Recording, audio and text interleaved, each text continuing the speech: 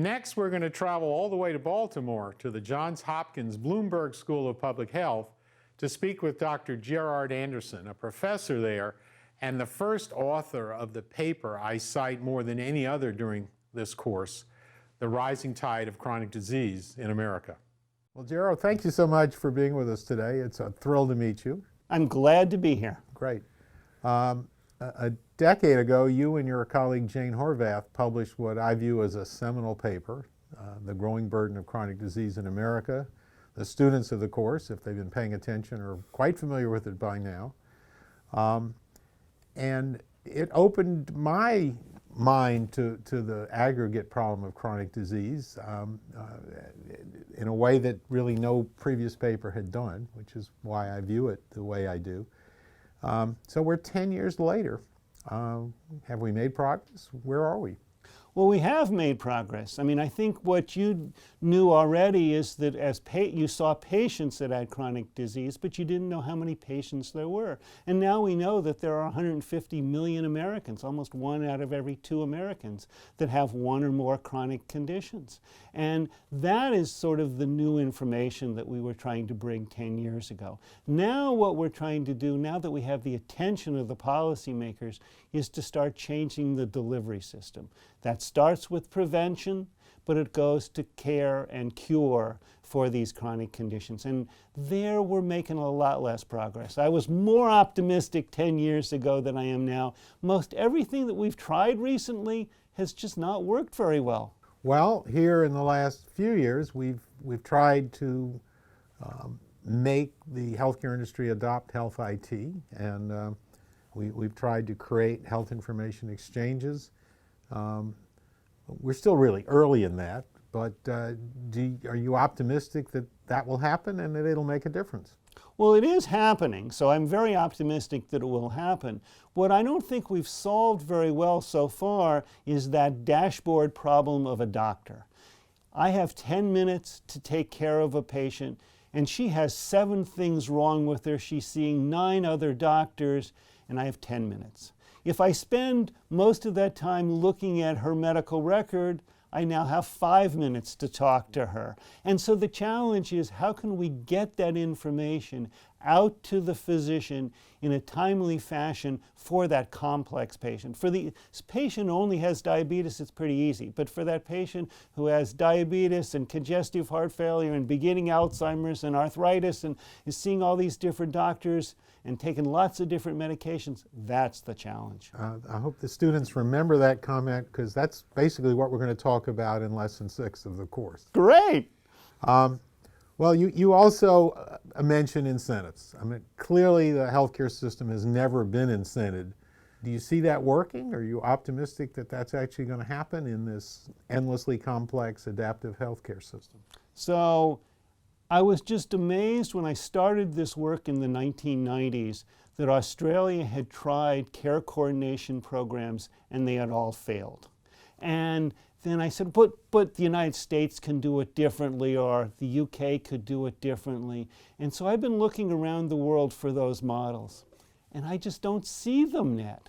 I mean, it's just sort of, we know what we need to do, which is to get everybody on the same team, probably with the nurse practitioner talking to all the doctors, but we haven't been able to figure it out. So most all of the demonstrations that we've tried, both in the public sector and the private sector, just haven't been able to save money, improve outcomes, and improve satisfaction. We just don't have very many of those things that hit all 3 of them very well. And we're still working, and so I'm optimistic that we will find it, but so far we just haven't been very successful.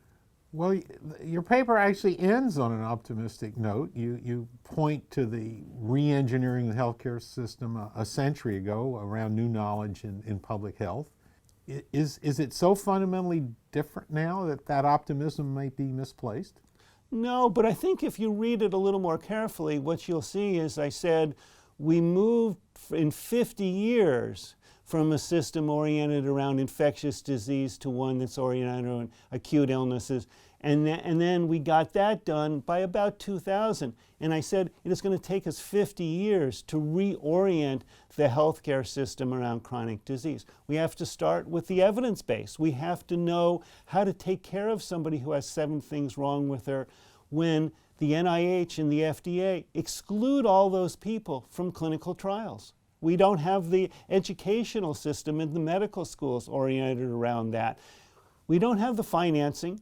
And so right now, there isn't a real strong incentive for hospitals and doctors to really go after these people to take care of them in an effective way. In fact, because they don't know how to do it, they want to run away from them in most cases. But this is where the money is. 2/3 of Medicare spending is by people with 5 or more chronic conditions. We've got to get the system right for these people. We just don't know how to do it yet. So I can't speak to 50 years ago, but 40 years ago, I was a medical student, first getting interested in this. And I remember going to meetings and they would say, well, here's where we are. And if these trends continue and we don't do anything by right about now, healthcare will be consuming 20% of the gross domestic product, a number that's absolutely not sustainable. Right. Now I've seen projections from OMB and others that if we don't do anything, it'll be 40% in 50 years. Do we have 50 years?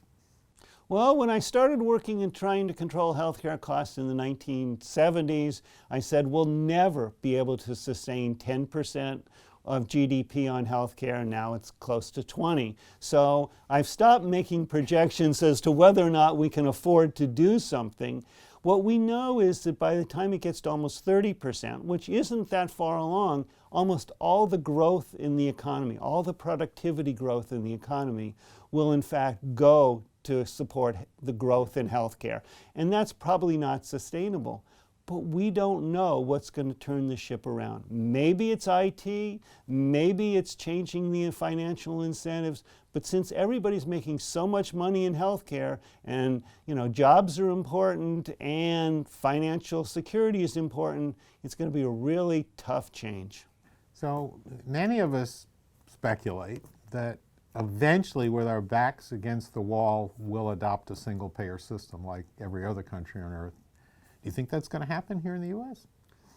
I was more optimistic in the 90s than I am today. Basically, the Americans love choice. All you have to do is go to a grocery store and go down the cereal aisle and look at 40 to 100 different choices of cereal, whereas if you go to France, you will see 2 or 3 in most cases. Choice is what makes America, and it's going to be really hard to get the private insurance industry out of it.